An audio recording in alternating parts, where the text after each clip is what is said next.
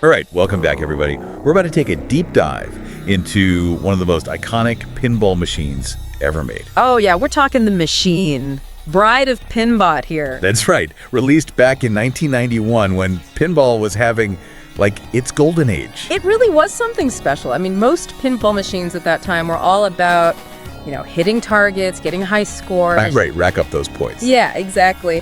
But Bride of Pinbot, well, it took things in a whole new direction with a story, a narrative that unfolded as you played. So wait, hold on.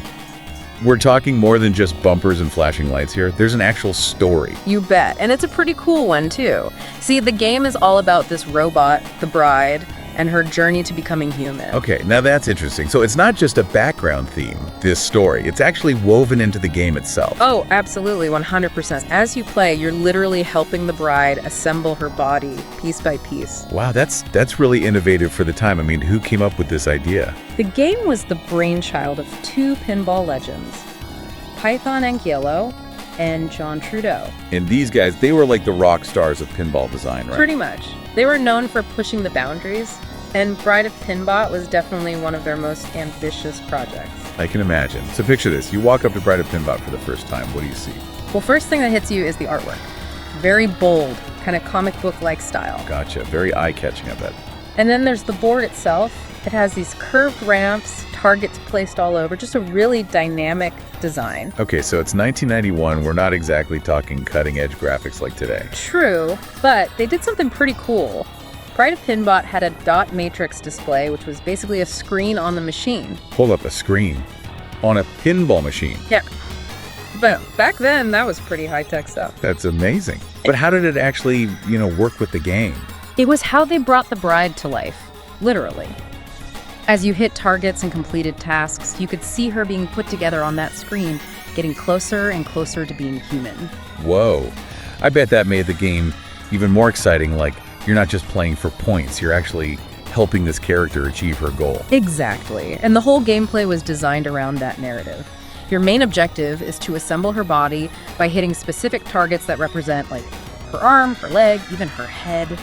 Oh, I see. So every successful shot gets you closer to completing her transformation. Mm-hmm. And I'm guessing they threw in some tricky features to spice things up. You know it. They had some really cool modes, like the heart chamber. Okay, the heart chamber. Sounds intense. What's that all about? You have to shoot the ball through this crazy sequence of ramps and targets to, energize her heart. It takes some serious skill and timing, and it shows how they tied the gameplay to the story. Really clever stuff. But what about the overall atmosphere of the game? Do they have music, sound effects, stuff to really draw you in? The music was classic pinball, really energetic, upbeat. But what blew people away were the voice effects. Get this. The bride actually speaks to you during the game. Wait a minute, the bride talks? No way. Yeah, she'd react to your shots, cheer you on, even tease you a little if you messed up. That's incredible. It must have been so immersive. It really was. Obviously, it's digitized, but her voice is really well done. It adds a whole other layer of personality to the machine. So we've got this incredible design, an amazing story, and immersive sound. It's no wonder this machine became a legend. Oh, it was a smash hit in arcades. People loved it.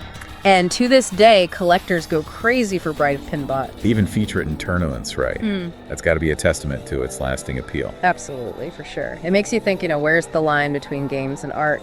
With Bride of Pinbot, I feel like it really blurs that line. Yeah, it's like an interactive work of art, Yeah. Tells a story, it engages you on so many levels. Yeah. It definitely raises some interesting questions.